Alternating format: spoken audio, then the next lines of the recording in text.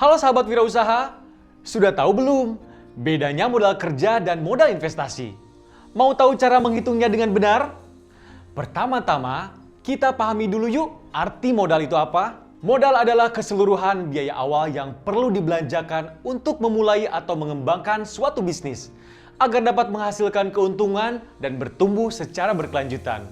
Nah, modal ini secara umum dapat dibagi dua. Satu, modal kerja, yaitu untuk membayar biaya operasional habis pakai atau operasional expenditure seperti biaya bahan baku, upah mitra produksi, listrik, dan lain-lain. Dua, modal investasi, yaitu untuk membeli aset penting dengan masa manfaat lebih dari 1 tahun untuk menunjang pendapatan bisnis di masa depan, seperti mengurus perizinan, beli mesin produksi, sewa ruko 2 tahun, dan sebagainya. Agar lebih mudah dibayangkan, kita langsung bahas dengan ilustrasi kasus yuk. Dari video sebelumnya, kita ketahui bahwa bisnis keripik singkong Bu Sari memproduksi 400 kg per bulan atau 2.000 kemasan per bulan. Suatu ketika Bu Sari mendapat pesanan white label keripik singkong dari sebuah toko oleh-oleh sebanyak 4.000 kemasan per bulan. Karena produksi rutinnya saja sudah 2.000 kemasan per bulan, artinya jika Bu Sari mau mengambil kesempatan tersebut, ia harus tingkatkan kapasitas produksinya hingga 3 kali lipat kan? Jadi, ia harus menghasilkan 1.200 kg keripik per bulan atau 60 kg per harinya. Artinya, setiap hari ia perlu membeli 120 kg singkong mentah.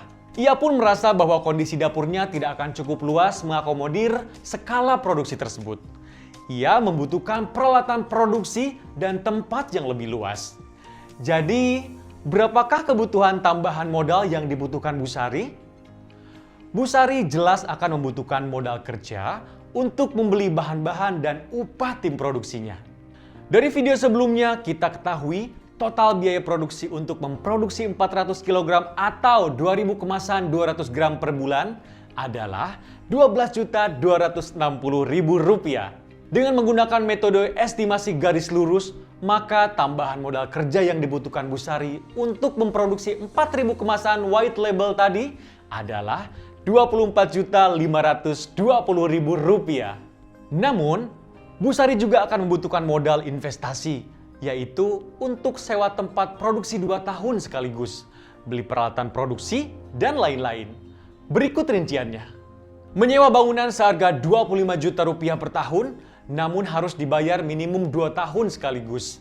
Membeli 2 unit mesin spinner berkapasitas 6 liter seharga Rp1.400.000, membeli peralatan masak ukuran besar seharga Rp800.000, membeli perlengkapan kebersihan seharga Rp600.000, membeli 5 tabung gas 12 kg baru dengan isinya seharga Rp400.000, dan membeli HP baru khusus customer service bisnis seharga Rp3 juta.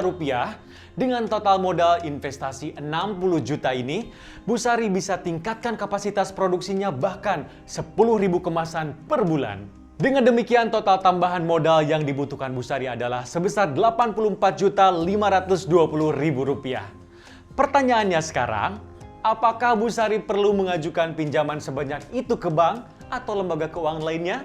Sahabat wirausaha, misalnya harga jual white label Bu Sari ke toko oleh-oleh adalah Rp12.000, bukan Rp15.000 yang ia tetapkan untuk konsumen retail. Idealnya, Bu Sari nego minta DP berapa persen ya? Kita hitung lagi yuk. Total nilai pesanan adalah Rp48 juta.